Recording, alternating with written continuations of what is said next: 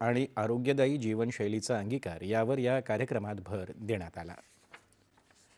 केंद्रीय शिक्षण मंत्री धर्मेंद्र प्रधान यांनी आज मुंबईतील IIT बॉम्बे इथं आयोजित भारत इनोव्हेट्स 2026 डीप टेक प्री समिटमधील नवोद्योजक आणि संशोधकांच्या विशेष प्रदर्शनाला भेट दिली.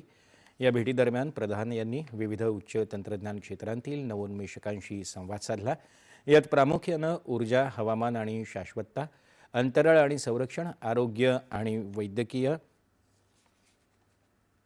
तंत्रज्ञान, प्रगत संगणन, जैवतंत्रज्ञान, गतिशीलता आणि स्मार्ट शहर यांसारख्या अत्याधुनिक आणि संशोधन आधारित उपायांचं सादरीकरण करणाऱ्या तंत्रज्ञांचा समावेश होता.